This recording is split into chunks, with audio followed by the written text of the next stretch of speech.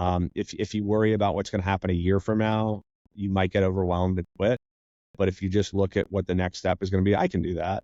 And know that every time that you get knocked to your knees, you just have to get up one more time.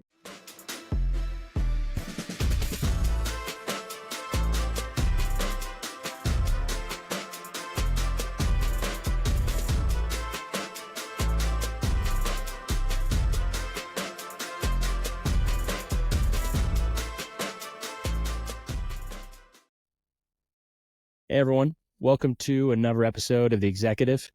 I am so excited for today's episode. I am just a massive fan of all our servicemen and women. They are the heroes and celebrities of our country. They should be the celebrities. They are the quiet celebrities. And it's been really remarkable to get to know so many servicemen and women outside of the military and what they're doing with their careers, after an amazing career in the military. And so Rob Huberty, who's going to be on the show today, is absolutely no exception to that. I mean, I'm excited for him to talk about, his life as a Navy SEAL, but now what he's doing with being the co-founder and CEO of ZeroEyes, which is an AI gun detection company looking to solve one of the biggest issues in this country, which is shootings, mass shootings, whether it's in schools or just in the open area, stadiums. It's really fascinating that their approach to solving this huge issue. So really excited to have Rob on. What we're going to do is I'm actually going to pull up a little bit of a clip just showing what they do. Then we're going to hop into the interview. You could go to some of these campuses or inside of malls, outside of concerts, on military bases. You're going to have hundreds of thousands of security cameras, and no one can monitor all those feeds at once. But there are eyes that are out there already, so why not make them proactive? And that's what we're doing with ZeroEyes, using our computer vision models over those security cameras. So when that frame comes in from that security camera where it thinks it detects a gun, and then our ZeroEyes Operations Center, our ZOC, could pick it up, that's fully staffed, 24/7, 365 with veterans. They could say, yes, that is a weapon, dispatch, and it will go to our end user. So now they know exactly where to go to, and it takes all those cameras and takes it down to that one picture. So you know what the shooter looks like, what type of weapon they have, and where they're located. Man, that's awesome. All right, without further ado, Rob Huberty, co-founder and CEO of ZeroEyes. Rob, thanks so much for being on the show. It is my pleasure. Thank you for inviting. Well, Rob, we got a lot to talk about, between AI gun detection, but I want to hear about your background. Obviously, former Navy SEAL, and then transitioned into the private sector at Amazon. But tell us what you can about your background and what that transition looked like. Yeah, I mean, it's nothing crazy. I think I grew up in, basically the suburbs outside of New York City, right? I lived in Connecticut, and that's where my upbringing was. I was in college when 9/11 happened, so I was doing like a study abroad in Spain, and then it just hit close to home, and it affected me profoundly. And I wanted to serve, and in the best way possible. I wanted to see action, so I ended up finishing my college degree, but I enlisted in the Navy to be a SEAL. That was my goal. Maybe I was brainwashed by Charlie Sheen movies or whatever it is. I read books about, the military. I have a high respect of, the World War II and Vietnam and all the heritage. I enjoyed the movies about that kind of stuff. That kind of stuff worked on me, and I was drawn to the SEAL teams. Maybe their marketing is a little bit better, and it's only gotten more in your face. But I decided I knew that was going to be a challenge, and I knew that the missions would have, great meaning. So I enlisted in the Navy, became a SEAL. I served for about 10 years in the SEAL teams, a little bit less. And then I transitioned really because I was having a family. It's tough to have a family in the military. My wife was pregnant, and I got accepted into, good MBA programs. So went to business school, then to Amazon, and then I started ZeroEyes. So it's kind of like the trajectory. We got to talk a little bit about, being a SEAL before we get into ZeroEyes and what that transition looked like. Is kind of Hell Week everything that they say it is and you read about? So very few things I think in life, live up to expectations. We Yeah. think, particularly when you go achieve something that's great, that's been your goal your entire life, very rarely do you say, that's what I thought it was going to be. I think that, human life is more basic than we think. And even for our great sports heroes, our great, whoever that may be, what goes through the mind of, somebody who has achieved something really astounding, I think it's more simple. That being said, I think Hell Week was pretty close to what I had in my mind, a level of difficulty. It was so hard for so long that it almost became comical. And I don't believe that I could take another step, and then you just have to keep going. The sleep deprivation, the kind of hypothermia at pretty much perpetually. You're on that brink of hypothermia. Every time you're about to be hypothermic, then you have to exercise so you can't do anything anymore. And then you think, I personally never thought about quitting. I know most of my friends, I think, say they didn't, but I'm sure people do all the time who make it through. But I certainly wanted to stop what I was doing and do something else. And, this is terrible. What's next? This is terrible. What's next? I had a conversation with our CTO, who was not in the military, but he said something pretty interesting. We're very focused in a long journey, and taking that first step. And which is really, the journey of 1,000 miles begins with one step. And so just take that first step. But he read somewhere, and he's just like, it's not about the first step. It's just about the next step. And your whole life is about the next step. And Hell Week was an opportunity, because when you get really tired, and if you ever go on a hike or a run or whatever it is, once you get tired, you really just look at your feet. And when you go on a beautiful nature walk or something like that, you're going too fast. If you're looking at your feet, you're not going to enjoy it. But in Hell Week, when you have a boat on your head and you're running, you look at your feet. You have to protect it because you're on soft sand, and every step is really important. You have to see where to put your feet. So in a very literal way, you just have to take that next step, and you have to look at that next step. And it is pretty powerful, and it's kind of stayed with me the rest of my life. So I do believe that Hell Week lived up to my expectations. Instead of getting into the stories specifically of Hell Week, just because it's been done again and again and again, it's really hard. I don't think they've made it any easier. I think it was always hard. They did it initially. They set it up because they needed training to be really quick. In the beginning of World War II, they knew that they were going to storm the beaches, and they knew that they needed the clearance of the beaches, and they needed to have people who weren't going to carry guns, but carried explosives and were going to get shot at with machine guns. And they sent the precursor of the underwater demolition teams, like the first people to go do that, in order to know that they were going to be able to do this unbelievably hard task where they took 50% casualties. They invented Hell Week as the idea of, do these people meet that standard? That's kind of impossible. We have a really short period, and that's what they did. And that Hell Week more or less has stood the same, since pre-World War II. So the history of it's cool. There's a lot of people who've been through it. There's a lot of people who don't make it through on their first time and go through subsequent times. And it's just all about taking that next step.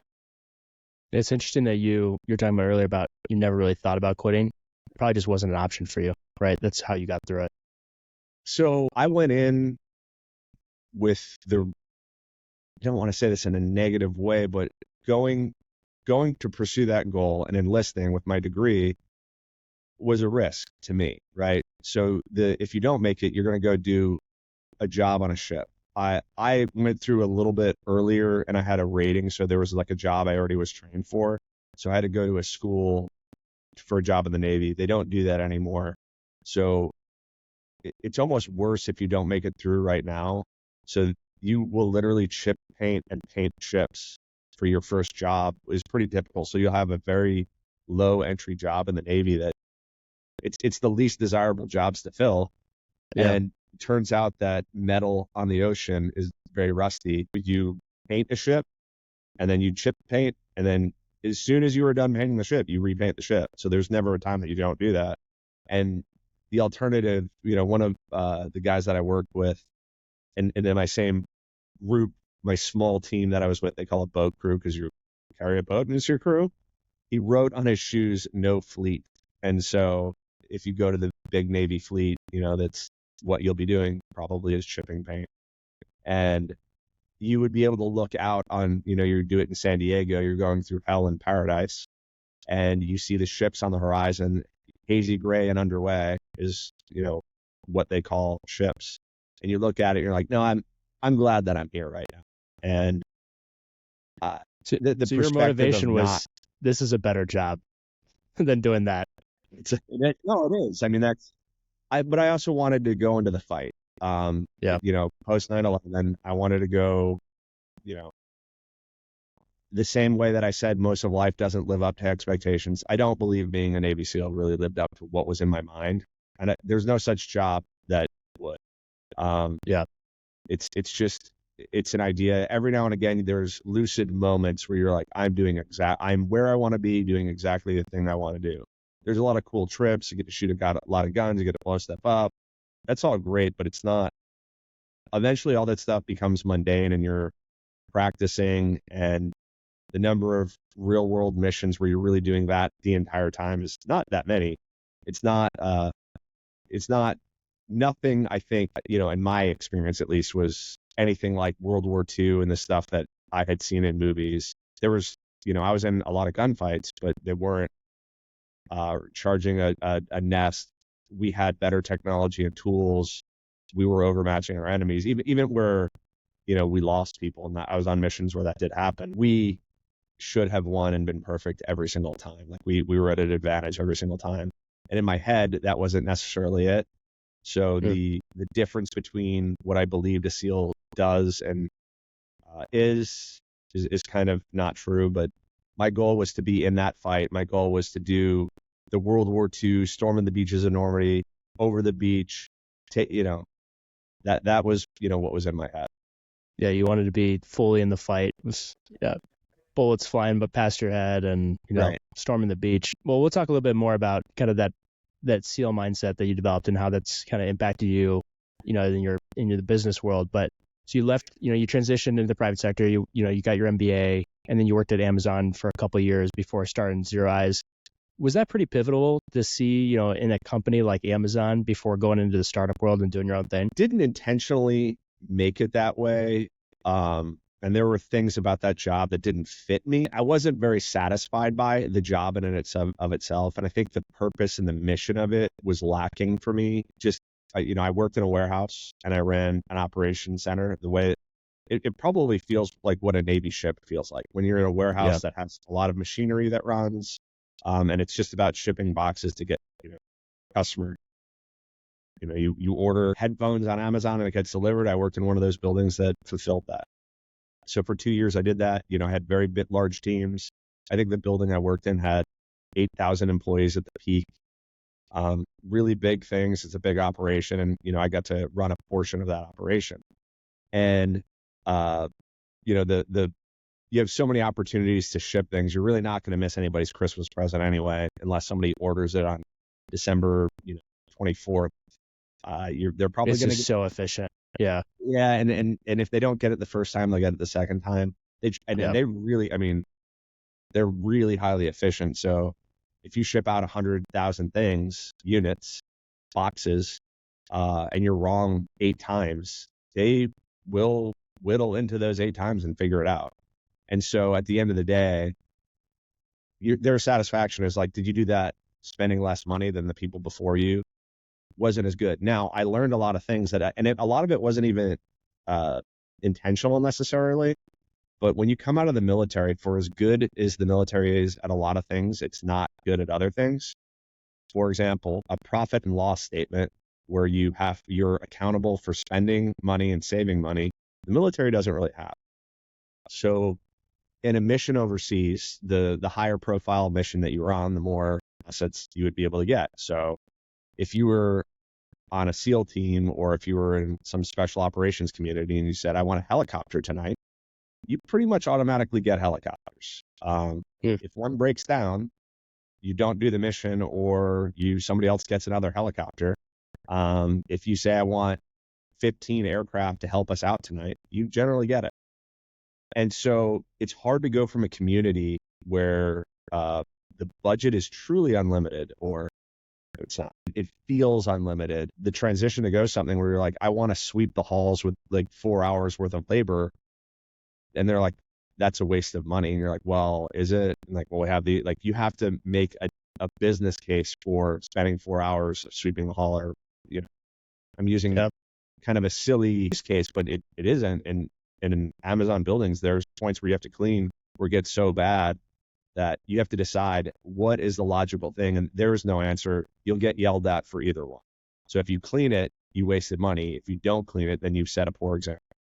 And so it's just one of those balance things. So the military doesn't really teach that. They let you, work a million hours, and, basically man hours are free in the military, but it's not in real life.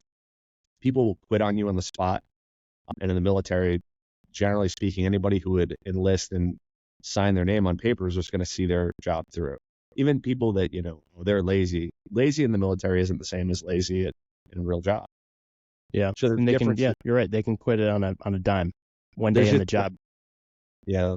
It's just differences that I didn't really notice, and getting to work at a company and coming to terms with the things that the military was better at, but skill sets that I didn't have.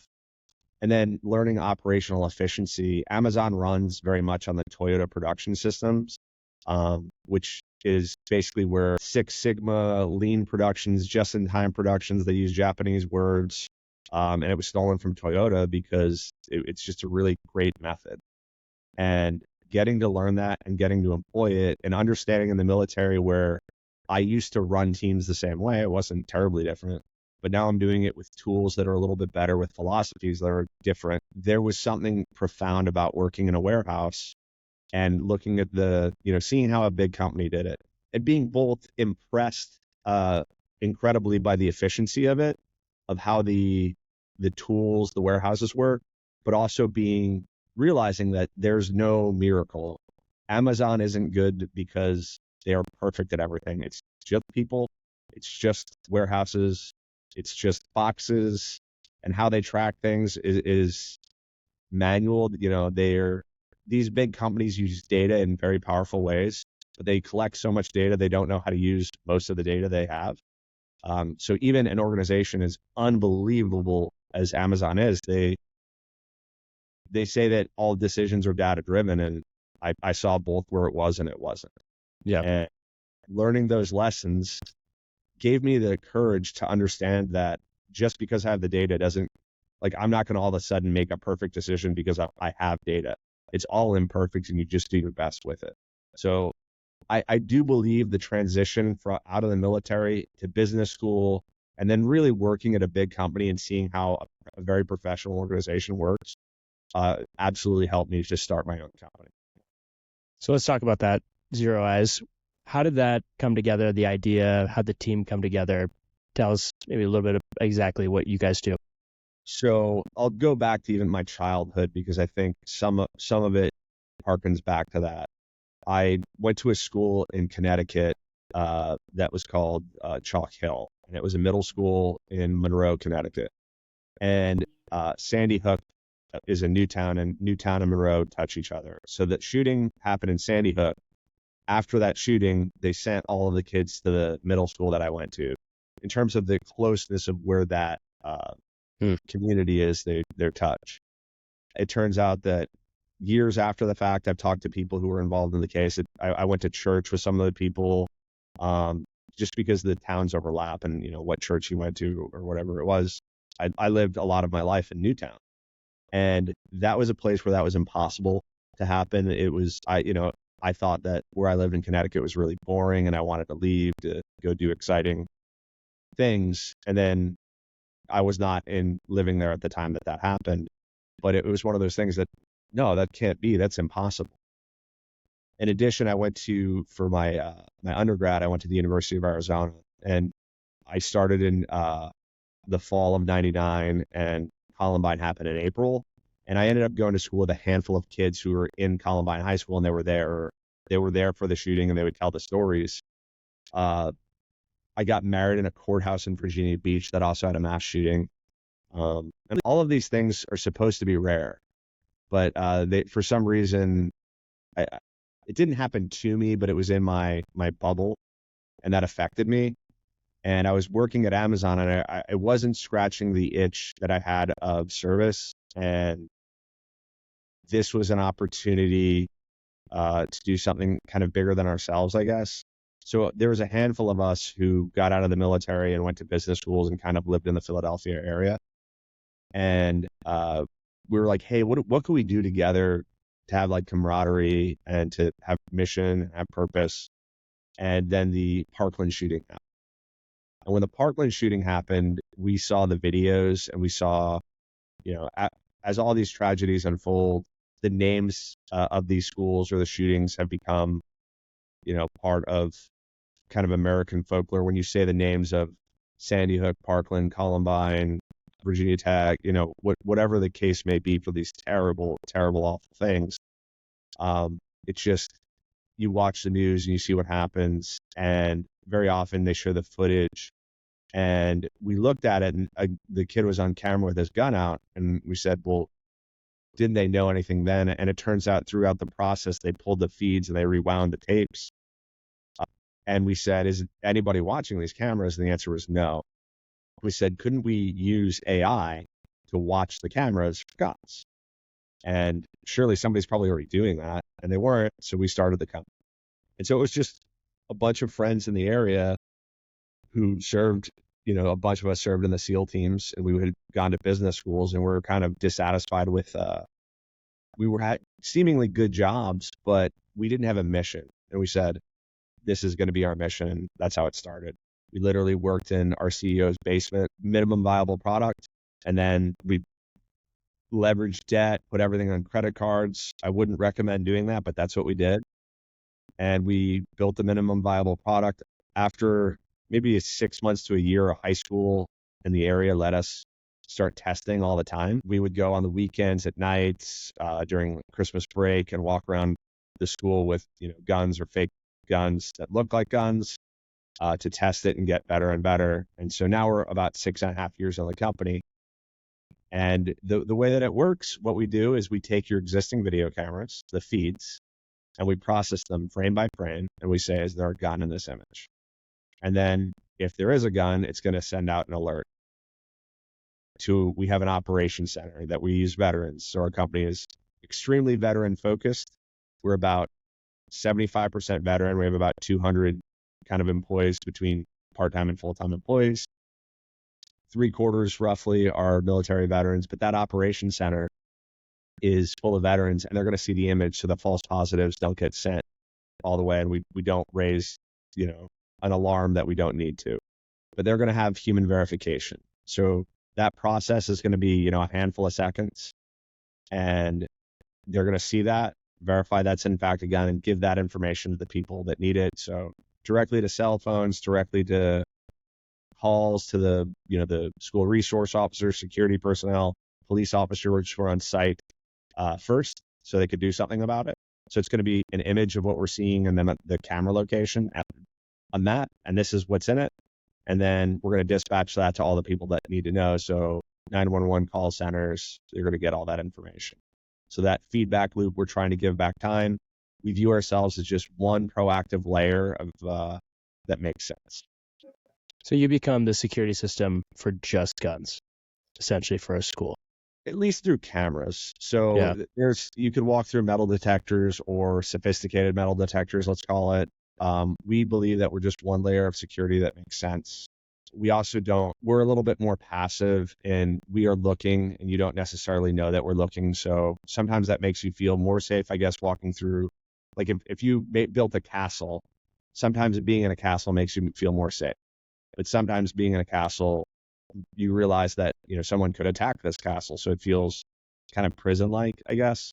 Yeah. And we're doing it a little bit more passive. So it could be that more open, nicer environment. So what has happened with a lot of the shootings, whether it's in schools, public places, in terms of the time it takes for the police to get there to disarm this person, it's probably too late. Like, you obviously detect the gun immediately, whereas, what's the process been in the past for that to get to night? I mean, the answer is it always depends.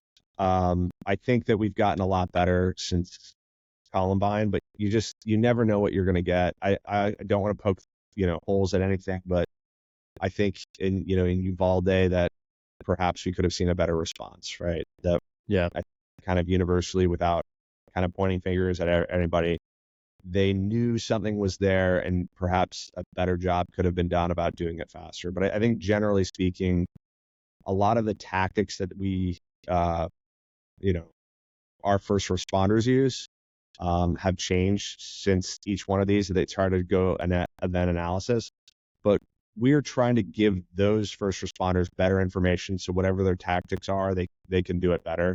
Because if you had to go clear an entire school when you just really need to run to one room, I would rather you just run to that one room and avoid the 45 minutes that took you to clear that way. All of those things depend, and all those tactics are kind of different, even regionally. I mean, town to town, different law enforcement agencies may have different procedures. But the process in which shooters go do this, I don't have a perfect answer, but very often they do show their guns. Very often they stage, they decide how they're going to do it, when they're going to be seen, and they don't necessarily try to get away with it.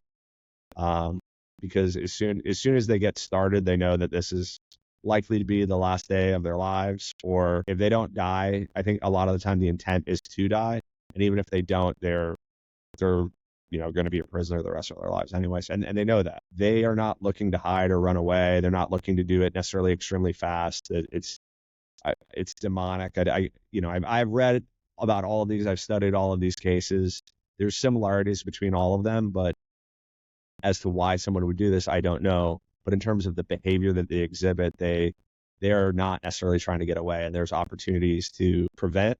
And then, obviously there's even other opportunities of mental health things that you could look at beforehand and precursors, and there's warning signs that they need to look at. But at fundamental, there's so many warning signs from so many people that warning signs get ignored, right? So for every, school shooter that actually goes and shoots a school, there's probably another 10 or 100 kids who threaten it. So I think that some of it is desensitized from that. So we view ourselves as just one tool. This budgets obviously are going to be spent in many different ways, but we are one tool that's going to be proactive if you missed all of those signs. Well, let's talk a little bit about the company. You kind of got an MVP in the basement, and then you were able to raise additional capital after that. And now, 6 years later, you've raised your Series B for $50+ million. Now you've raised over, close to $100 million. And, this is MBA and 2 years of experience, right? Before doing this. How did you know, how did you even know that this is a venture scalable business? And, how have you been so successful in scaling it to what it is now? Almost 200 people. Guess we didn't know any of that at the time. And maybe that was good. Right. And maybe we were too dumb to know otherwise. I wouldn't have done the things that I did the same again. There's a lot of mistakes that we made early on for a variety of reasons. We had to learn to sell, which none of us, oddly, MBA programs don't really teach or focus on the sales process, which is kind of a weird thing. Like, how to be good at selling is probably the most critical component. And we're building a good product, and doing this is, you could go build the best product in the world, but if you don't sell it, you're out of business. Doesn't matter. Yeah. And your competitor is going to beat you, or whatever the case may be, right? So how you market and how you sell something was foreign to us. And I think that took us a long time to get better at, and we're still learning. But the whole idea of how it became a venture thing was, we knew that you can't really come off with this half-baked. This is super critical to have better. And so we did have ideas of having a very robust video analytics package, and we were going to use, different models and, group things together and becoming like a reseller or something early on. We had that idea, and we thought we could bootstrap. So bootstrap is when you are selling something and making enough money to build the thing that you are on the money that you're making, right? And I talk to people who bootstrap, and they say, I wish I did venture. And then people who do venture, I wish I would have bootstrapped. I think fundamentally, if you can build a good product and start selling it immediately, that's always going to be the preference. But if, let's say that you have a big project, like you're trying to build like SpaceX, we're going to build rocket ships. And to build one rocket ship is going to take 5 years. That's something that has to be venture backed because you're not going to be able to build you won't have the money to build the one to sell later. The way that if you went on Etsy and started selling some kind of product that's, that you could make and start selling and start a business that way, you can't do the same thing with rockets. And AI in this space is something that when you're actually making something that improves people's lives rather than using AI for the sake of AI, that it's gee golly whiz, it's difficult to bootstrap that and start selling it when it isn't more than a minimum viable product. So I wish that we could have, and we had ideas that we were going to fund it that way. And then eventually we started running out of money. And then we said, how do we get money? And then you ask your friends and family, hey, we're going to sell a portion of our company to put money into it. Okay, cool. So you get money and then you spend all of your money. And then you're like, oh my God, I need people who have more money to put money into It's not this. friends and family typically. Right. And so it's just a cycle and you start that way. And so we ended up saying we need venture now because there's something weird about going to business school that I believe that a lot of entrepreneurs or founders think the victory of we've raised $100 million. What a success. I would rather raise zero and then have a product because you're selling ownership of your company. Like just raising money is not actually a great thing in and of itself. Building a business that is successful is the thing. For us, preventing shooters is the goal. And so all of that other stuff kind of follows. But it's a weird thing that I found in business school. The raising the money was the thing. And we didn't actually come into it with our intent of doing that. It's just that in order to do our type of business, that's what occurred. And we almost ran out of money a number of times, on that lead up in that first 2 years, to be able to we didn't pay ourselves the first 2 full years and maybe even more than that. I don't remember specifically when we started. And then our salaries do not knock anybody's socks off and never did. And that's not how it works because you have to pay the other people. So in order to make a product that's really good, you have to pay the engineers. And we were fortunate to find really skilled people, and we kind of fell into it. Almost like Fiverr. You find somebody online, we're like, hey, I need somebody to do this thing for me. And then for whatever reason, they start helping you. Like, oh, that's the right person. And because were any of you guys technical? Any of the founders? So one of our our CTO, he's switched to our chief product officer was. And so the story behind him was our CEO worked for him at one of his startups while he was going to business school. So he did an internship between, his first and second year of his MBA program. And he met this guy and he was doing a indoor vertical farming that was, it's not marijuana, it's lettuce, but the same kind of stuff would be used for that. But it was like, how do you grow things better? And they use computer vision. So he was technical, but how we recorded guns, how we did a lot of the things we do is just A/B testing. I joke around, we're like a bunch of knuckle draggers. I don't believe that, but we use very simple methods to just test, just everything that you could do, just constantly be testing to get better. And so we weren't technical. And so every time you're like, I need a person to do this job, you try to go hire that. And we would literally pay people with our own credit, like their salaries, their hours with our credit cards. And I wouldn't recommend people doing that. But that's what I did. Can you say how much credit card debt you racked up at a certain point? I mean, tens of thousands. Our CEO was way more, like it was hundreds of thousands. Wow. All on credit cards. Yeah. And whatever, like beg, borrow, it's like I had friends give me personal loans. I had 2 different friends give me personal loans that I paid back. In fact, one of my really close friends in the military is like, we were pretty far along at this point, and he's just a man. Anytime you need money, I got you. He's like, I have a bunch of money I could give you. And I was like, no, I'm not going to do that. And he asked me like 10 times. He's like, man, I got you. I was like, all right, let's do it. And I need X amount of money. And he's like, yeah, man, no problem. And he gave me money the next day. Like I paid him back, a year later or whatever it was. And he's just like, one day over a beer, I'll tell you the story behind that. I was like, what? And he eventually I get the story. Like, he took a personal loan to give me a personal loan. No kidding. He just believed in you so much. It's just the bonds that you form in the military are profound. And it was like I started like crying, like, you shouldn't have done that. He's like, dude, how was I not going to do that for you? And Wow. so the risk profile was really high. I would say that I am probably more of a risk taker than average. I would not recommend other people to do that necessarily, but it is what it is. So when you got people like that at the company that are so on mission and there's such a bond, what's it like internally as a company with your culture?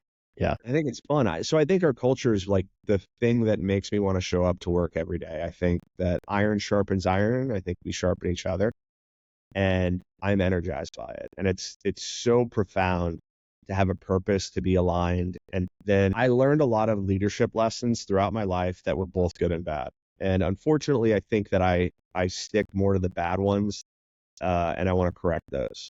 So what are some of those? So the military is just so strong in terms of, I think, negative leadership, and it's supposed to be the best, right? And I think that there's wonderful people, but you're so stuck to an organization that kind of insists that everybody is stupid. And it has to be derived from the lowest common denominator. And when you're in special operations, you kind of get to play around with not doing that. But every now and again, they say something along the lines of, this is the way we've always done it. And I literally want to light my hair on fire and go running out of the room every time I hear that, because that's not innovation. I didn't join, an elite organization to be told that, but it's still there. Another phrase that you'll hear often is, you're still in the military from special operations. You're still in the military. And you're like, we could solve this in so many different ways. And I think that very often that the military believes that you need to act as alpha and really strong and really restrictive, and everybody's treated exactly the same. And that's just not real. Life, even in the military, nobody was treated the same. And they would pretend that, but if you got in trouble and you were in for 25 years, you didn't really get in trouble. If you were you're in, you probably got kicked out for the same thing. Things that were unthinkable to do at the 10-year mark were different at the 15-year, whatever it may be. And so I think that you saw, I guess in a word, jerks. And it was not only okay to be a jerk, a competent jerk was almost the best thing that you could be, instead of a leader who leads with compassion, a leader who leads with doing the job. I think the whole military, views itself as servant leaders, and that is true. Like it does exist, but also just kind of tyrannical bosses who crush everybody beneath them and will step over each other. It certainly exists. And I was around it a lot. I had, just what I believe were terrible examples. And I said, and they weren't bad people is the thing. They just were terrible leaders, and they didn't know that they were. And in our company, our first rule is no jerks. And that kind of culture of still having demands that you need to perform at a very high level, still demands that you need to work very hard, and the expectations are really high. That if that feedback loop feels like coaching rather than discipline, because in the military you get an annual review, you get evaluated, and that whole structure is broken, and it's a bureaucracy, and it's about time in, and it doesn't make any sense to me, and it didn't then, and I get to correct those things.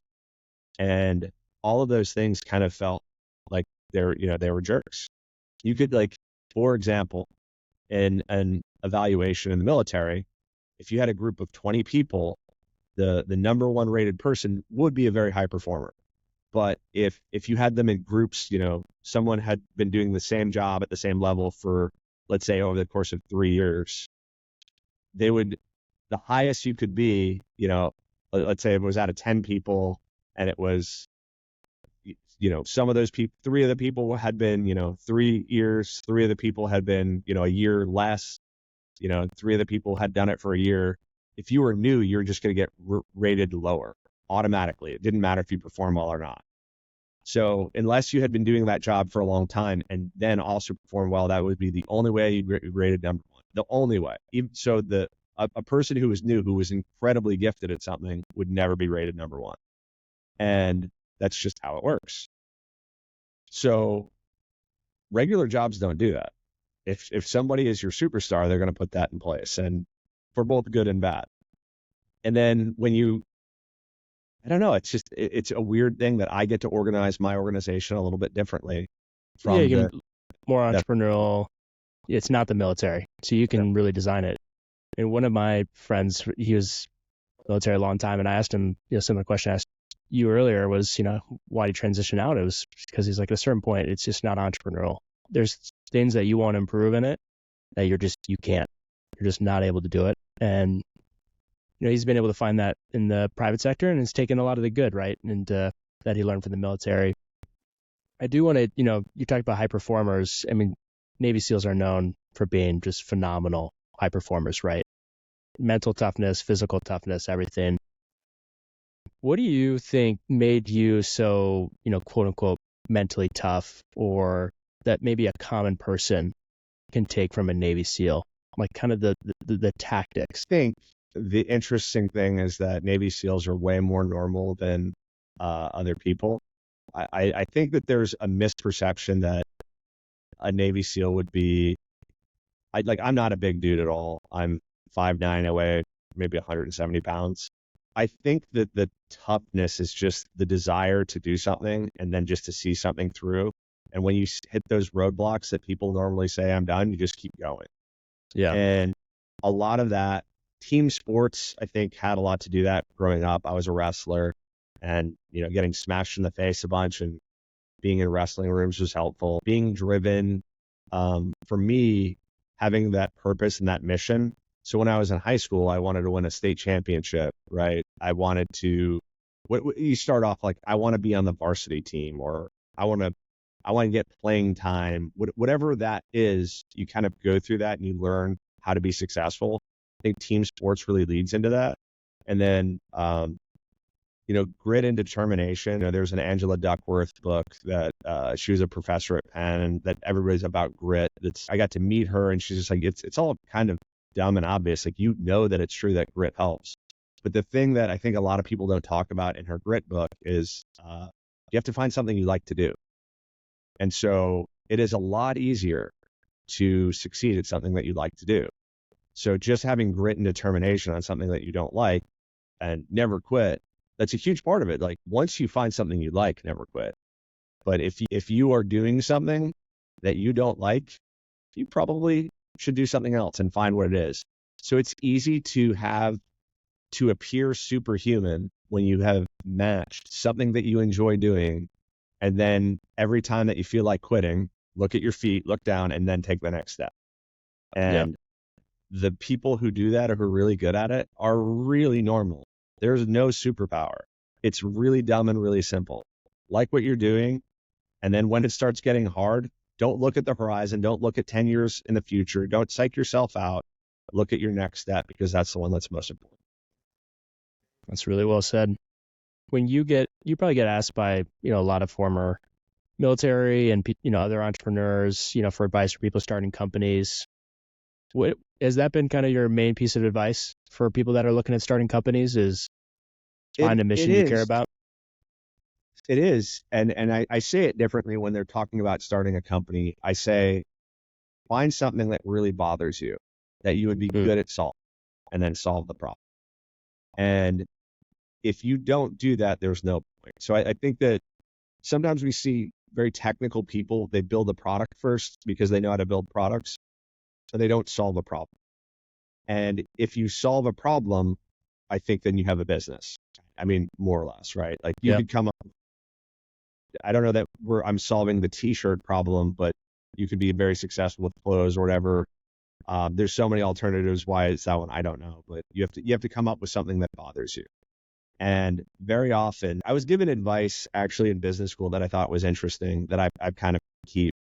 So transitioning out of the military, and then, particularly from, let's say, the SEAL teams where I came from, and then going to business school, he's just like, take something that you're already good at and take that next step. So, whether you're doing something in the military, whether you're doing something in fitness, whether you're doing something, like, don't immediately go into accounting. So if you go into a fitness company and somehow you get to accounting in that fitness company, then go to accounting next. Like, at Something least adjacent, basically. right. At least when you're take half steps in order to take a whole step away if you're trying to transition. And so what I would say is, I think a lot of people in the military struggle I'm not sure that, I don't think everybody should be an entrepreneur either. It's not, you can be very happy in your life and do a job, and that's fine. But if you want to do that, I think there's a fear that a lot of people have that I'm not good enough. And I think that it turns out that nobody is good enough. And what you should take comfort in the fact that I think that I think even Elon Musk goes to bed at night and says, I'm a fraud. Yeah. I think that he probably, I mean, maybe not, but I think that he has had days in his life where he said, I don't even know what I'm doing. So someone who started amazing companies again and again and again still has fear, and they lack confidence when they go to bed at night. And it's okay. And so just keep going forward, solve a problem that bothers you, and then be incremental in how you gain, new skills. How have you done that in terms of gaining new skills? Like, do you specifically go out and try to do that, or you just kind of tackle problem next to next problem to the next one? So at this point, I'm the chief operations officer, and so I've been doing that. And I would say for the first many years of the company, I was anything but the chief operation. I wasn't even doing operations. I was just putting out fires every day. And that's another thing in the military that you can't do. You can't fire anybody in the military. Really, it's an unfireable thing. Like, you can move people around, and from elite units you can kick people out, but you don't actually fire them from the Navy. But like, even, I don't know. It's weird. So how do you use your resources?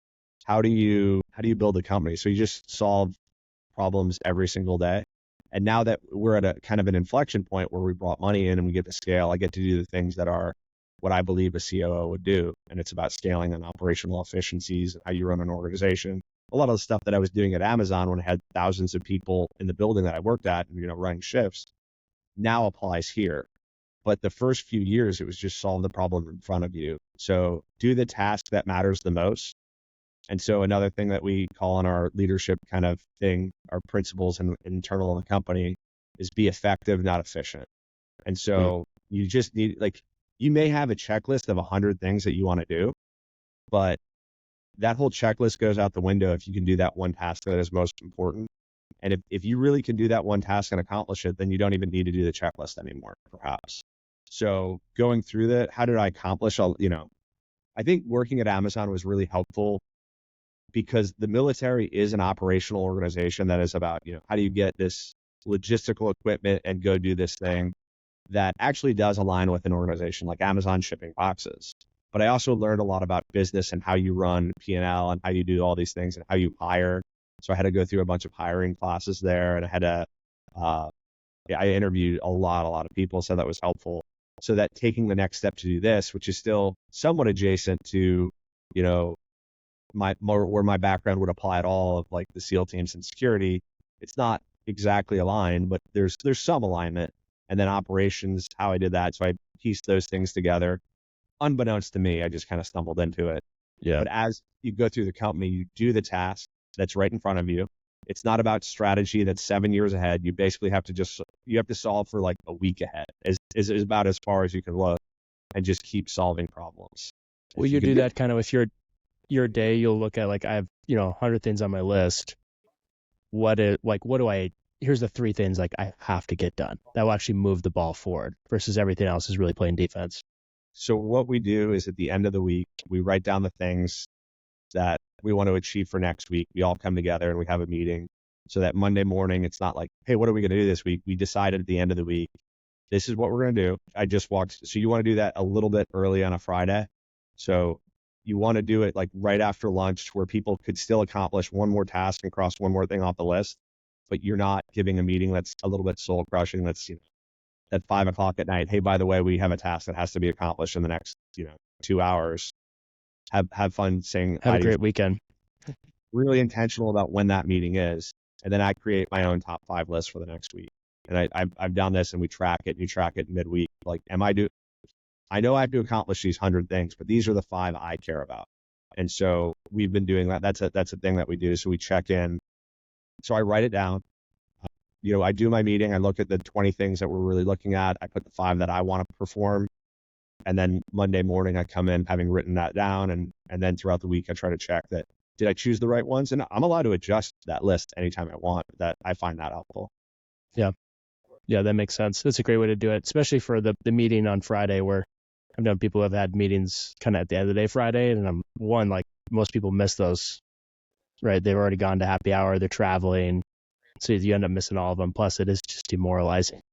You think about so demoralizing. If somebody drops like a 3:30 meeting on you on a Friday, being like, "Hey, there's due outs after this," and then they're just like, "Yeah, we went long on this meeting. We got out at 4:30.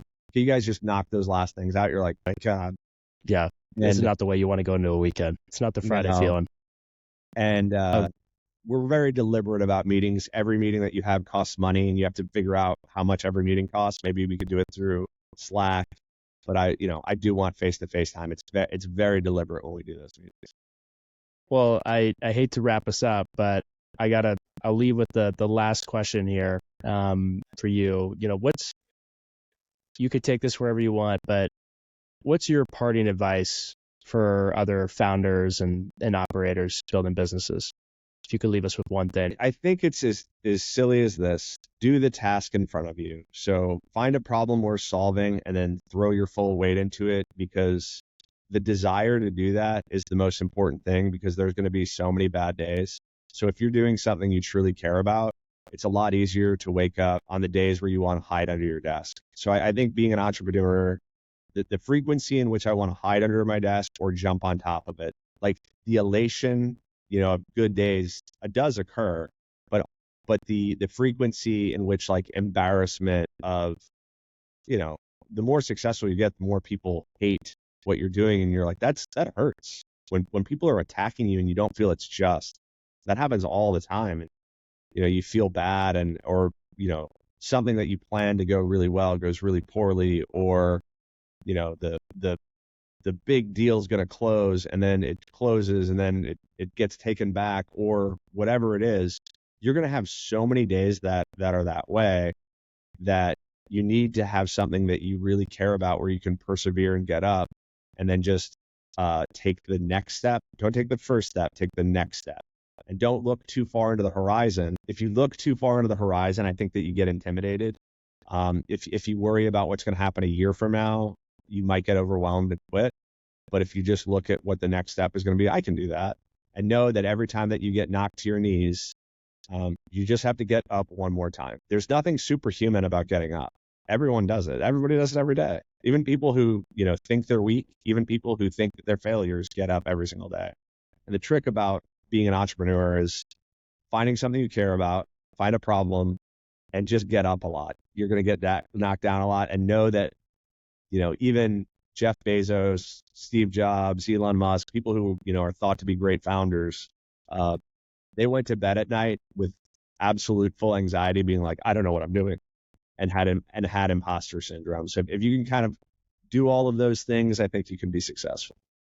That's really well said. Yeah, I think that's what everyone forgets, right? Is just when you start something, like all the pros, were a novice when they started, and then look at them now, right? 10 years later, you're 6 years later, probably feels like you started the company a year ago, and just step by step. So great way to leave us. Rob, thanks so much for being on. Really excited for what you're doing with ZeroEyes. Such a massive, important mission. As someone who has 2 kids, and the school bus comes right to our house, and see all the kids come in, like, it's just so important to be protecting them and all the other places you're protecting. So thanks to what you guys are doing, the mission you're going after, and appreciate everything you do. Awesome. Thank you so much for the opportunity. And hopefully my ramblings help. Hey, everybody.